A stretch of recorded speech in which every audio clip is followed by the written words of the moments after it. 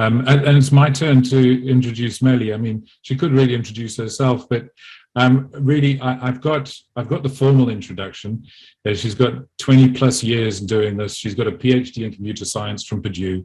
Yeah, there's all these things, but Melli's become a friend over the last little while, and we've been doing these sorts of hosting events together. And I've got a deep respect for her knowledge and her ability to tease things out of people and to teach me things. So I had one fun fact for her, actually, and that is that she's learning to play piano as an adult. Oh. And she's quite confident presenting to everybody here. But she does a school recital, and all of the other piano players are about 15 in the shade, and she finds that more terrifying than this. So with that, an interesting fact, let me hand over to Melli. Have fun, Melli, and I look forward to hearing what you got to say. Thank you, Roger. Can you just confirm that you're seeing my presentation slides? Use graph analytics for product recommendations. Yep. Okay, great. Yeah. Okay. All right. So let me try to build on what Jim was showing here about graphs. So Jim talked a lot about graph pattern queries. What I'm going to be showing here is a graph analytics algorithm. So just to highlight once again what Jim was saying, graphs are really good about making explicit connections between data entities. Jim showed a lot about cash transfer accounts and how you can identify fraud. I will be talking about customers and products and how you can use graphs to make product recommendations. So in my graph, I'll have customers as vertices, products as vertices, and the relationship between them is the fact that a customer bought a product. So it's a logical relationship. Because when I first started working with graphs, I thought of graphs as something that's more physical, like a road network or a railway network. But when we talk about graph analytics, you can think of graphs as representing logical connections, and that's what opens up so many different and interesting possibilities. And when you have a graph, your vertex and edge can have properties, and that would be the property graph model.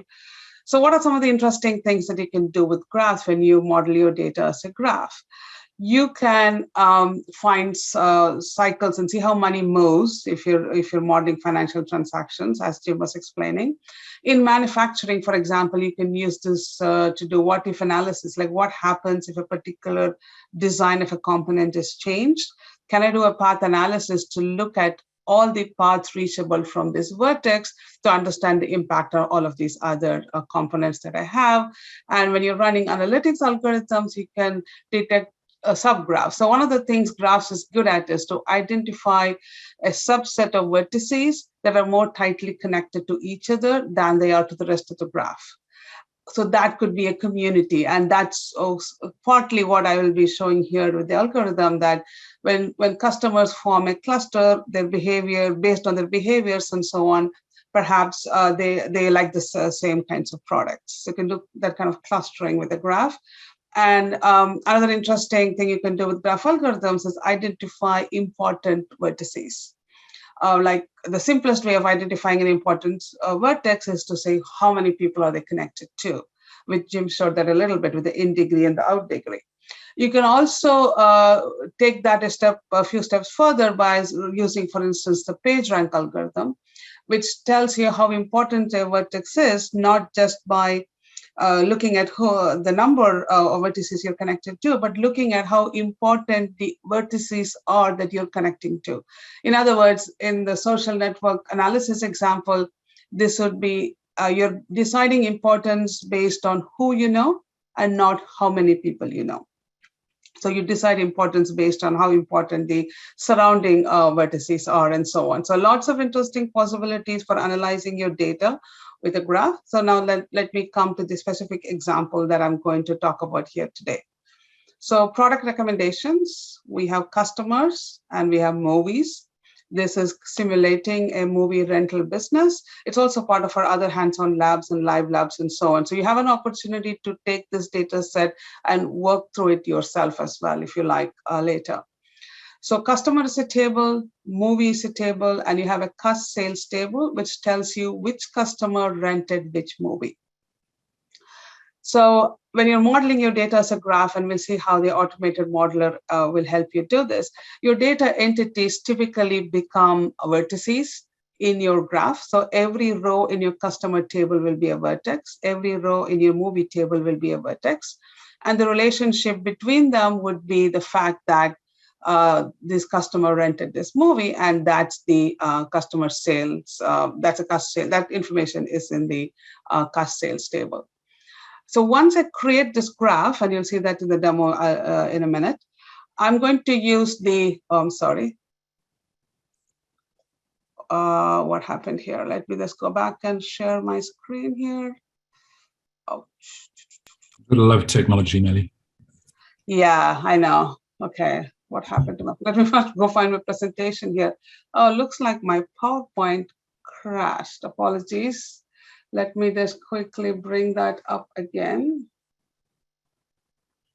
Okay. Sorry about that.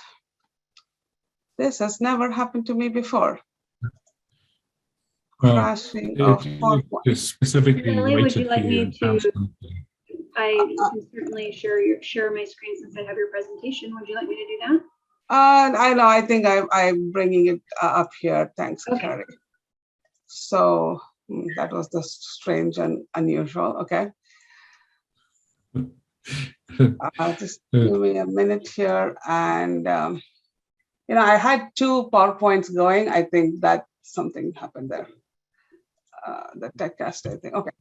So now let me go back to sharing my screen here. All right. Okay. If you're back in control, I'll close off my pretty face again. Yeah, let me just share my, okay.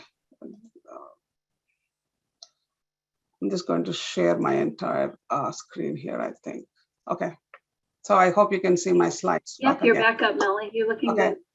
All right. Yeah, so sorry about that. So in the home to follow, I'm going to be using the home to follow graph algorithm. So I have a choice of multiple graph algorithms. I'm going to be using the home to follow algorithm to identify communities within my customer graph. And these communities are identified based on the movies that they like. So if they have rented similar kinds of movies or the same movies, same sets of movies, they would form a community. I can use that community then to make recommendations for users in that community that, with movies they have not seen yet.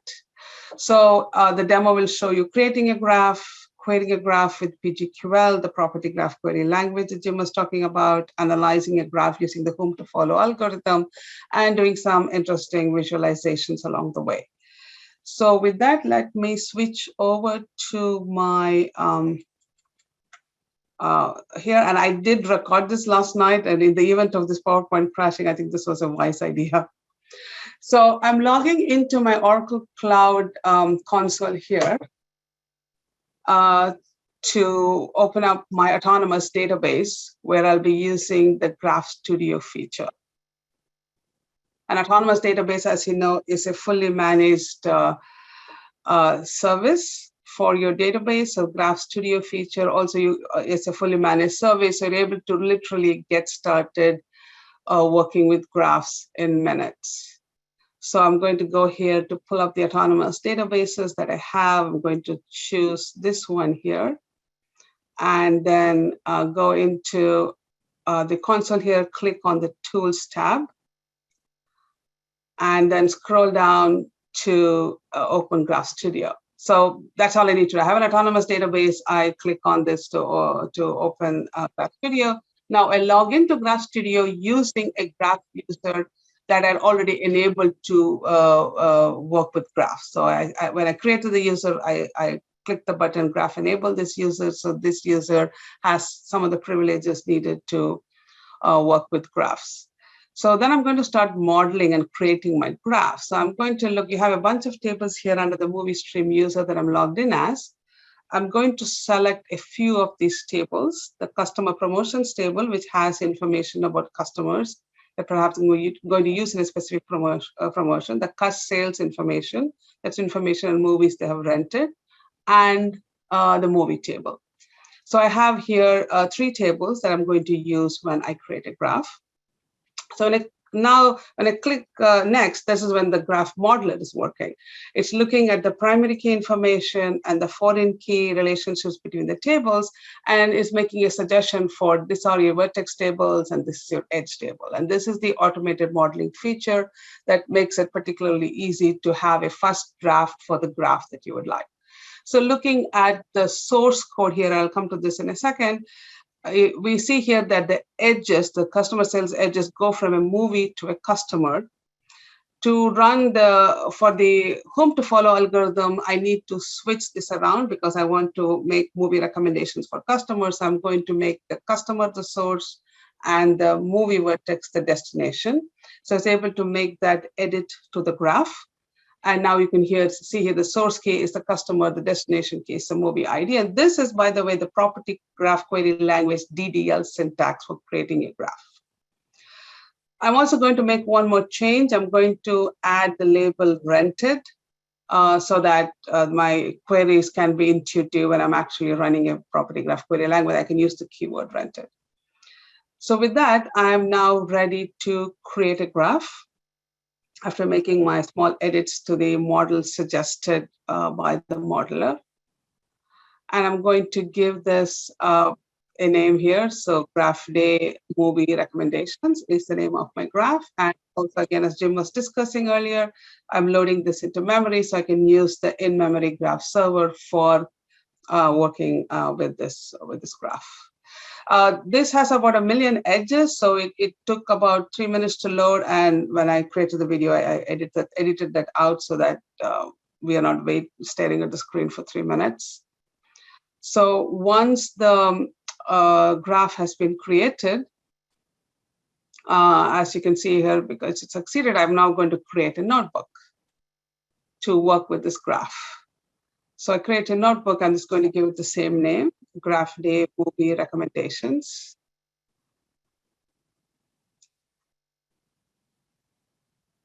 And then I can start running some queries here. So first we have 4 different interpreters. So I'm starting with the Markdown interpreter. I'm just saying, okay, today is graph cast day. So you can use this to write comments about your code, explanations about your code, and so on. So it's a pretty neat way to add some comments in your notebook. And then we have the PGQL interpreter that I'm going to be using next. So that's the percentage PGQL PGX. And I'm going to run a query where I'm saying, find me some movies that Ricky Rogers has watched. So he's a customer I want to make some recommendations for. So I just want to start by looking at what movies he has already watched. So I can go into the visualization tab here, and then I can say I want to, there are a number of properties I can display here, and I'm going to display the title of the movie. And I've limited this to 10. So we see 10 movies that Ricky has watched, and some of them he's watched twice here. And here are some other properties about Ricky. So then moving on to a next query where I can just look at the movies that Ricky has watched, and let's compare, kind of see how much overlap it has with another customer, Blanca Diaz, and look at the movies that they've both watched. And the graph pattern itself is a little more complex. You have 2 customers, and you're looking at all the movies that both of them have watched. And then you get an interesting looking graph. So the thing I like about graphs is it's so visual. Like you can see the results visually.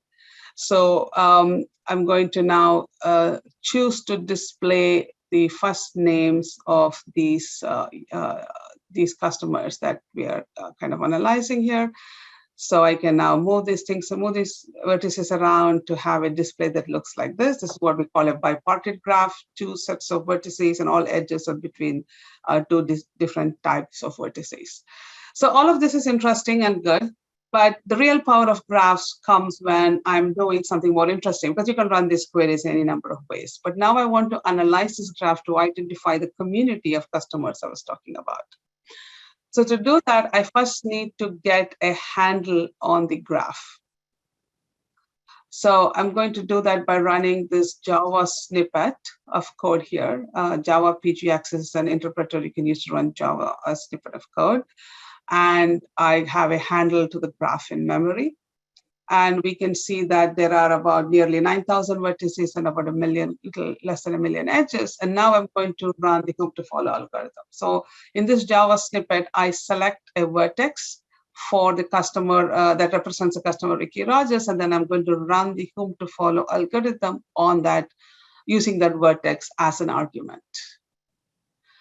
And so the entire graph was analyzed. What happened now? The entire graph was analyzed, and we see as results 2 lists that are returned. One is a list of other customers that belong to the same cluster that Ricky Rogers belongs to. The second is a list of movies that we would recommend for Ricky Rogers. So the algorithm does all of that for you and just returns as results these 2 sets of lists. So next we can take a look at what is in this list, what's the information that we have in these lists. First, I want to look at the names of customers that are part of the cluster that Ricky Rogers belongs to, which means they have similar viewing patterns and so on. Switching to the tabular view here, you can see here that these are some of the customers that belong to the same cluster as Ricky Rogers. And now let's take a look at some of the movies that are recommended for him based on the fact that he belongs to this cluster. And I can see here that these are some of the movies that are recommended for him. So, and I'm using here the Java, again, the Java pgx interpreter. Now I'm going to go back to the pgql interpreter to kind of look into a couple of specific movies here. So Captain Marvel is a movie. I want to check whether Ricky Rogers has watched that movie. It's something that's recommended for him. And I can see that, no, he's not watched this movie. That graph query returned an empty result. Now let me take some other customer from the same cluster, Sang Hoffman, and see whether he has watched the Captain Marvel movie. And yes, he has, and not only once. He seems to have watched it 7 times. So he means he's like someone like me, I guess. When he likes a movie, he just keeps watching it again and again and is not adventurous and maybe trying too many new titles. So based on the fact that someone in the cluster has watched this movie 7 times, it definitely makes sense to recommend this movie for Ricky Rogers. So this is what the graph analytics was doing in the background. Like take all of these links and connections into account and analyze your data. Looking at another example here, Toy Story 4, we see here again from this query that Ricky Rogers has not seen this movie. And let's go back to our friend Sang Hoffman here to see whether he has seen that movie. And I think it turns out that he has. And once again, he's seen that multiple times as well. So you can see here that this is also probably a good recommendation to make for him. And I'm right-clicking on the vertices to display more information about that data set, about the vertices in the results. So with that, let me now switch back to my presentation here. So just wanted to quickly, very briefly go over the features that were that made these examples for these demos possible.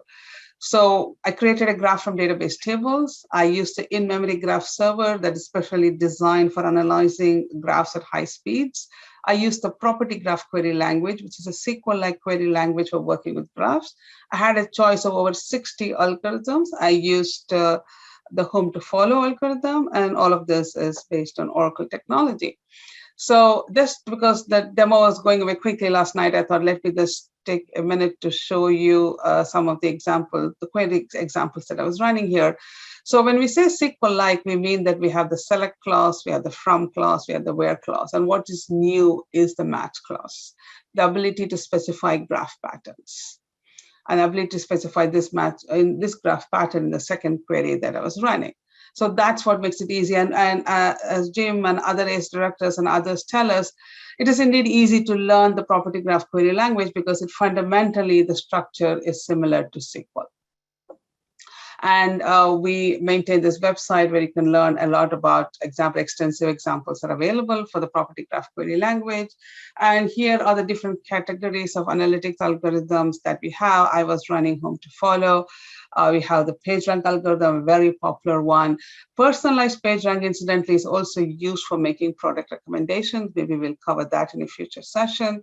You can find paths, you can find which are the communities, and also you can use machine learning algorithms that have a graph basis. In other words, you're creating your machine learning models based on looking at how data is connected to each other. And you can deploy the Oracle Graph feature in Autonomous Database, as I was just now, or in any user managed system. So wherever the Oracle database is available, Oracle Graph is available. Just a shout out to a couple of our upcoming events, Oracle Database World, and all this information will be in the slide deck that will be shared with you. The one thing I wanted to highlight was we do have a hands-on lab session coming up that is on financial transactions. There's also another session on the movie stream data set for the Converge database that includes the graph demo that I showed. So you can actually get your hands on this. And all these live labs are available. So you don't even have to wait for Oracle Database World. You can start working with these graphs. Various resources for getting working with graphs. And the community, we really want the community to use the Slack channel, and we want to have robust discussions and so on that channel.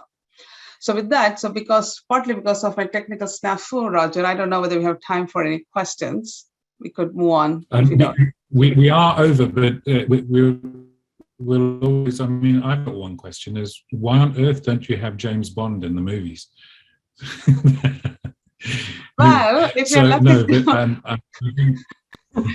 but I don't see any particular open questions to deal with now, though. So on a more serious note, and I think just from time perspective, yeah, if you do have questions, maybe you can pop them in the Slack, or of course carry on and put them in the Q&A, even though we've finished the session.